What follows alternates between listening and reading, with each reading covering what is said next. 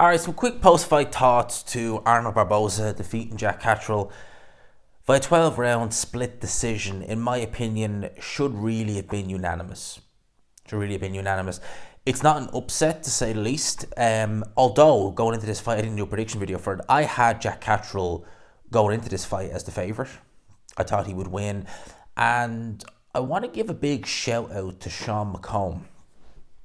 I'll tell you why, because Sean McComb is an Irish fighter. He's from Belfast, and he fought Arnold Barboza about this time last year, roughly. It might have been on one of Canelo's undercards, I'm not 100% sure. But he fought Arnold Barboza Jr., and in my opinion, he didn't just beat him, he just wasn't even close. And he lost that fight. It was a robbery, and I don't use the word robbery loosely, to say the least, but it genuinely was. And I thought, all right, I've seen Sean McComb struggle at domestic level. I've seen him quit in a fight.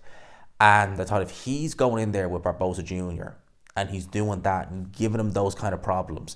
And I have seen Barboza Jr. fight before and just kind of been like, all right, he's all right. But, you know, at the highest level, how is he going to get on? I don't think particularly well. So I entered this fight thinking, well, Jack Catterall should win. He's been looking good as of late. Saying that, he fought a weight-drained Josh Taylor.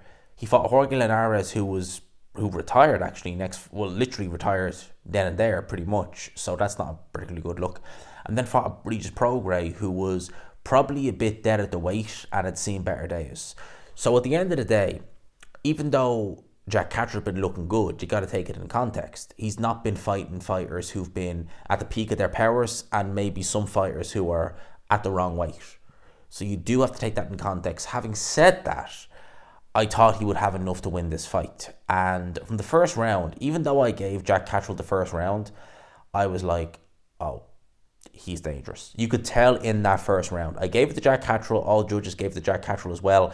But you could instantly tell from the angles Barboza was coming in at, you were like, oh, it's not going to... You were like, this is not going to be straightforward. You instantly knew. And going into round 8, I mean, I had Barboza up. I thought that the angles he was giving Jack Catterall were bothering him. I didn't think Jack Catterall was busy enough. Jack Catterall is a fighter where if you play the waiting game with him, he'll play the waiting game with you. And for the most part, if you are playing the waiting game with him, if you give him some angles, if you give him some, even 1-2s, and you just move out, he probably won't be able to keep up with you. I had flashbacks. This fight was much more entertaining than the fight I'm going to talk about. Don't get me wrong. I enjoyed this fight, actually. I enjoyed it thoroughly. I thought it was a good fight. Jack Catterall in October 2018. It was just over 6 years ago. He fought O'Hara Davis. We all know who O'Hara Davis is. He fought Josh Taylor, lost to him, back in October last year, actually, to Adam Azim. Now, he fought O'Hara Davis in, I think it was Leicester. And it was the co-main, actually. I think Leon Woodstock was fighting Zelf Barrett, if I'm not mistaken, or something like that. And they had a horrible fight. It was awful. And what was awful about it was you had a righty versus lefty, so that, it can make for some awkward fighting, to be fair. But neither guy really wanted to engage. And that showed me a lot about Jack Catterall, because the fight prior, I think he'd fought Tyrone McKenna. McKenna will engage. Now, McKenna had his success, but Jack Catterall put him down a couple of times, and it was a fairly run-of-the-mill win for Jack Catterall. You go into this fight with O'Hara Davis, and neither guy wanted to engage. The battle was more so of the lead foot, because the lead foot kept coming together, and that was it. It was a horrible... I do not recommend you go watch it, because it was an awful fight. It was awful. And I had kind of flashbacks to that. Not in the sense of this fight being awful, but it's like when you're a fighter and you give Jack Catterall space, when you make him think, when you don't play games with him, when you don't come in charging, kind of like Josh Taylor can do that. Josh Taylor is very good at mid to close range. When you just keep it long range, you give him some angles and you make him think, and you make him kind of think, okay, he's not coming at me, I've got to, set up my attacks. You'll have success, because he's going to stand off just with you. He's going to look to counterpunch you. And that's what he did here. Barboza, as my opinion, he was doing more of the work. Jack Catterall just was like, okay, the angles are bothering me, I'm not busy enough, and he was losing rounds. As far as I'm concerned, he did have success in there. He definitely did. A few fouls though by Jack Catterall as well. There was a few fouls that I think the referee Steve Gray maybe let go under the carpet a little bit. But by the time we got to round 8, I had Barboza Jr. up. Jack Catterall did do some good work in the later rounds, but by the end of the 12th round, and by the way, Eddie Hearn was saying he gave the 12th round to Catterall. I didn't. I gave Barboza. By the end of the 12th round, I had Barboza 115, 113 up in this fight. At the end of the day, and I don't mean this in a bad way, but we're in Manchester. It was a Jack Catterall, very pro Jack Catterall, and I just remember thinking, will they give it to him? You got to bear in mind, Barboza Jr. is promoted by Oscar De La Hoya. All right, Eddie Hearn is there for his fighter, even though he's got fighters fighting in Riyadh this day next week. He's flying out, I think tomorrow, Eddie was saying they're all flying out from Manchester to Riyadh. He was there in Manchester. Where's De La Hoya? Where was Oscar?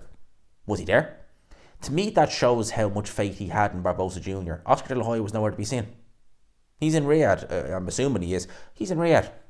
Feet up, watching the fight probably. He's not in Manchester. That tells me that even he was looking at this fight thinking, you're probably not going to win. So I was thinking, all right, will they give it to him? Because as far as I'm concerned, although it's a very close fight, it's not a robbery, very close fight. Jack Catterall definitely had his fair share of rounds in there. It's a Barboza Jr. fight. They did give it to him. Split, I felt it should have been unanimous. 115, 113 across the board. Definitely. And he moves on. Ade asked Tony Bellew how he feels Barboza would do against Teofimo Lopez. Tony Bellew was very kind of, he won't do. I disagree. With Teofimo Lopez, a bit like Jack Catterall, when you come at him, happy days. He is going to light you up. A fight like that, from what I seen there from Barboza, that's going to cause Teofimo Lopez a lot of problems. I suspect Lopez will look to follow Ryan Garcia and Devin Haney to 147. I don't know, will that actually work for Teofimo Lopez? Because I haven't been necessarily impressed with him at 140. So I think this will then elevate Arnold Barboza Jr. to world champion, because this was for a interim title, I think WBO if I'm not mistaken. And that will elevate him then to full champion. He's useful at 140, he is. They had the unofficial scoring team of Liam Smith, Ishmael Davis, and it was Dalton Smith.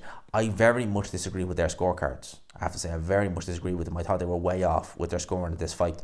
Nevertheless, Dalton Smith is the name that comes to mind. He is there in the 140 division, the European champion, he's a world ranking. They might look to do this fight.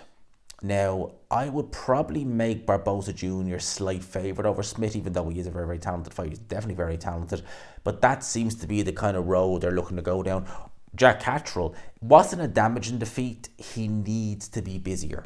You can't just assume you're doing enough to win these rounds in a fight that's as competitive as this. You just can't do that. Even if you are the A-side, you just can't do that.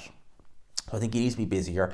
It's not a devastating defeat in a sense if he didn't take punishment, he didn't, get knocked out or anything like that. So he can come again, certainly. He's young enough, and definitely come again. But it wouldn't shock me if actually they look to do Dalton Smith versus Jack Catterall next. It wouldn't shock me. It wouldn't shock me at all, because Dalton Smith is Matchroom's in the 140-pound division. He is their next kind of, flame. So that wouldn't shock me at all. In terms of the fight, again, by Jack Catterall standards, I thought it was a good fight. I really did. Enjoyed it. Thoroughly enjoyed it. So there are my thoughts on that. Let me know yours in the comment section below. How did you score this fight? There'll be a lot of people, I would say, who had it one way or had it the other. Let me know in the comments. I hope you enjoyed it. Smash the like button if you could. Hit subscribe, of course, if you haven't already. Until next time, people, I will probably do a live tomorrow evening, and we can talk about Riyadh season, February 22nd, and we can talk about this fight as well. Let me know your thoughts. Until next time, peace.